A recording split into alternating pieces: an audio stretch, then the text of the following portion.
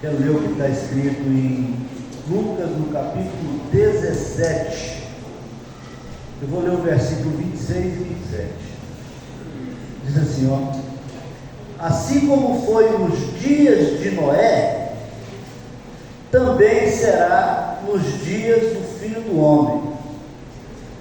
O povo vivia comendo, bebendo, casando-se e sendo dado em casamento, até o dia em que Noé entrou na arca.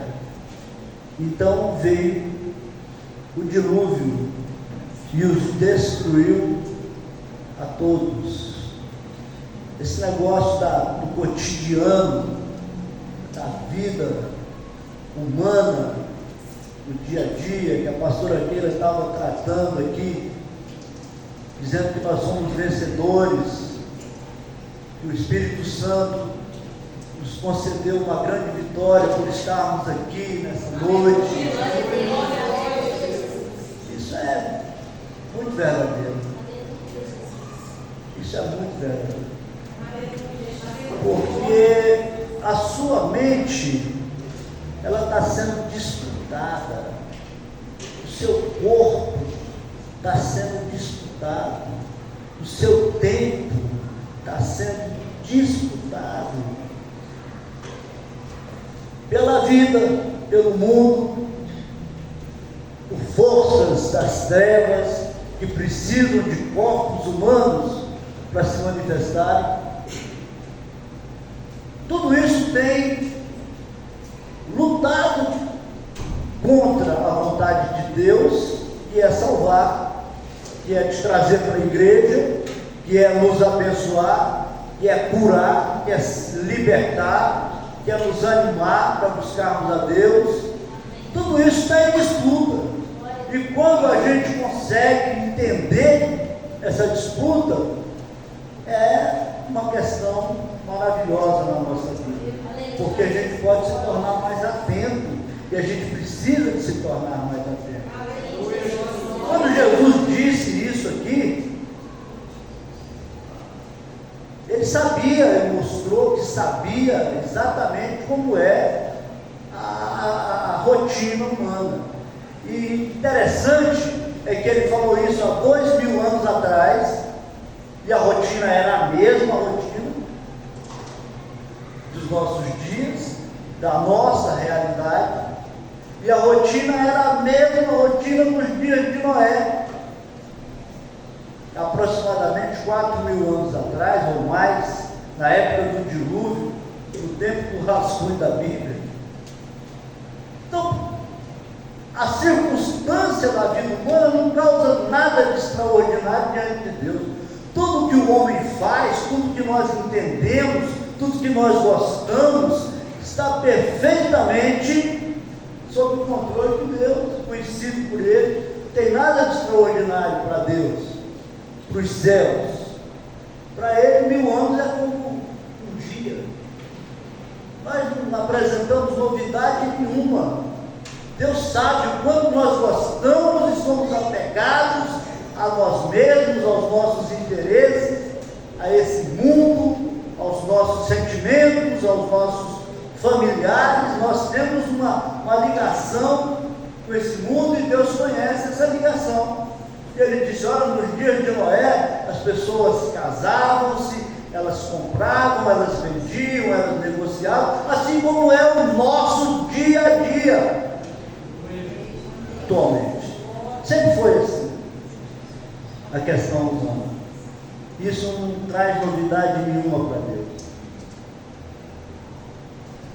A diferença é que em Jesus nós recebemos algumas informações que podem criar sentimentos novos, que podem nos trazer um status diferente no mundo espiritual, que pode nos dar uma condição de vida diferente. Não que seja melhor ou megalomaníaca, não, é dentro de um projeto que eu acho que tem que ser motivo da nossa atenção atualmente é o projeto de salvação em Cristo Jesus. Nós precisamos estar mais atentos àquilo que Jesus fala, àquilo que Jesus ensina e ao ponto de vista de Jesus. Até hoje a igreja, nesses dias, tem cuidado muito dos seus interesses próprios, tem atentado muito para um Deus que soluciona questões, que traz soluções, que resolve problemas. Mas agora eu acho que a gente precisa de começar a prestar atenção no Deus que salva. A gente precisa de se preocupar mais com essa questão de vencer essa batalha do nosso livre-arbítrio e colocar o nosso livre-arbítrio a serviço do reino dos céus. A gente precisa procurar entender mais e melhor qual é, na verdade, o plano de Deus para a salvação da nossa alma. A gente precisa de sair um pouco dessa preocupação com as coisas deste mundo, de tentar colocar Deus a nosso serviço com relação às nossas necessidades e aos nossos desejos e às nossas vaidades, e começarmos a pensar num Deus que salva, num Deus que pode te livrar do dilúvio,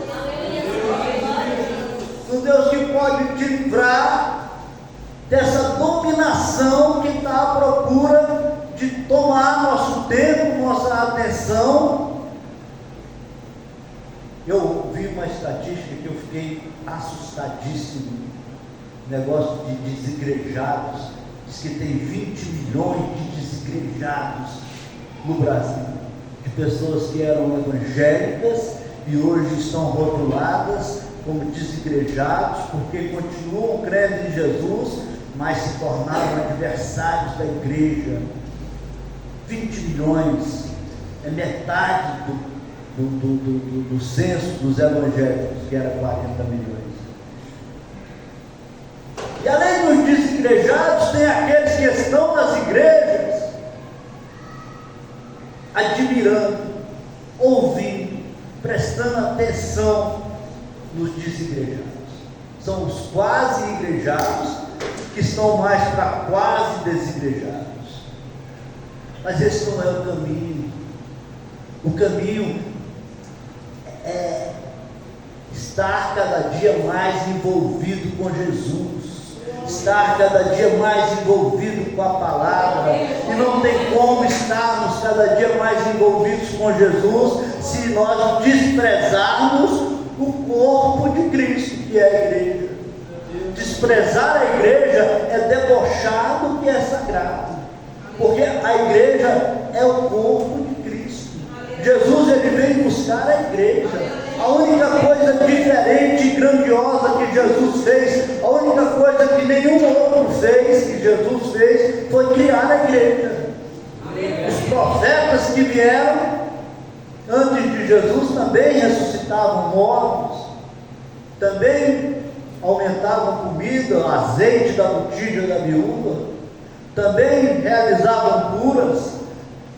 A grande obra de Jesus é a igreja. Jesus, ele vem buscar a igreja. Não tem como servir a Jesus fora da igreja, porque a igreja é o corpo de Cristo. Então nós precisamos de concentrar nossa atenção, nosso tempo para as coisas inerentes à igreja.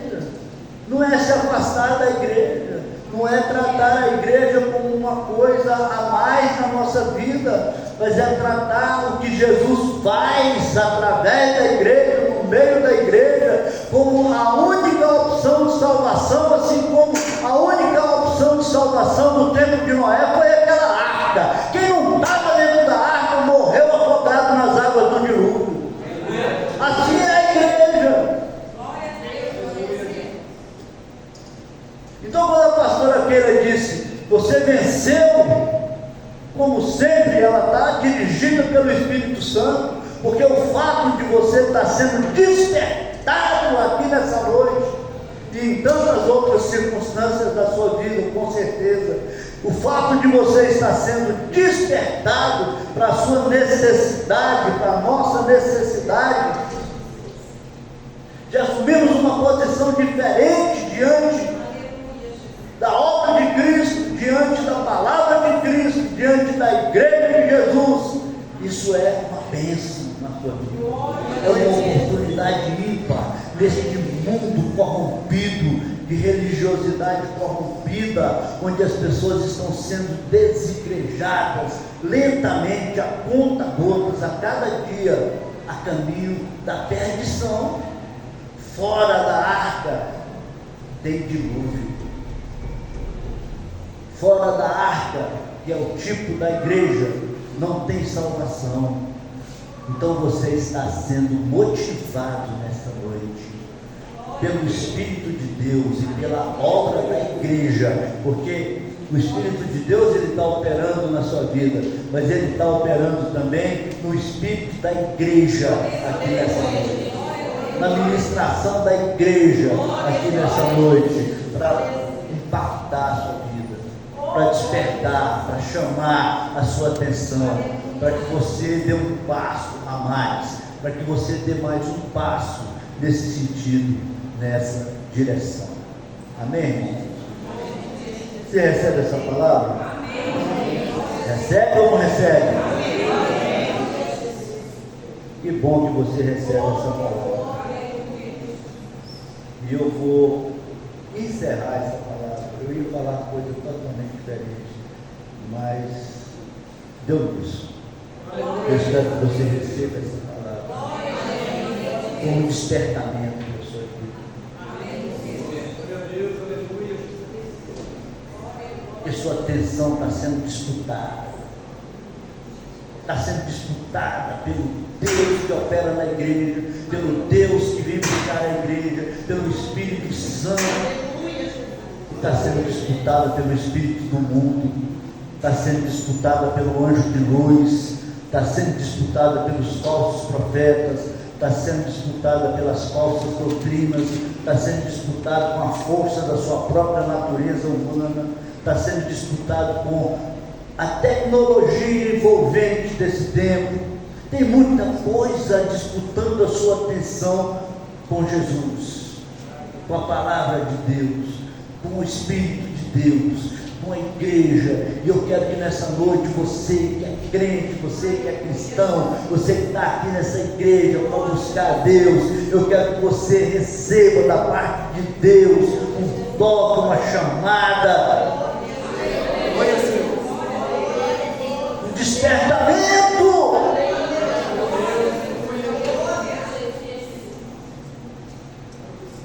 Para que, se você já dava atenção, você passe a dar mais atenção, para que você fuja da aparência desse mundo perverso, corrompido, para que você busque se aproximar da igreja, não se afastar da igreja, para que você faça como Neemias. Você sabe como fez Neemias? Neemias, ele reedificou os muros de Jerusalém. Você não tem que sair da igreja porque você vê os erros da igreja, mas você tem que fazer como Neemias, trabalhar para reedificar os muros de Jerusalém, porque aí Deus vai te confirmar a sua vida, é aí que Deus vai te abençoar. Se você veio um dia da semana, passa a vir dois, passa a acompanhar a programação da igreja, porque é aí que Deus vai te abençoar. Deus, ele levanta quem está no meio da igreja, Deus, ele continua abençoando a igreja. Não é a corrupção humana, não são os falsos profetas que vão mudar o plano de Deus com a igreja. Jesus, ele anda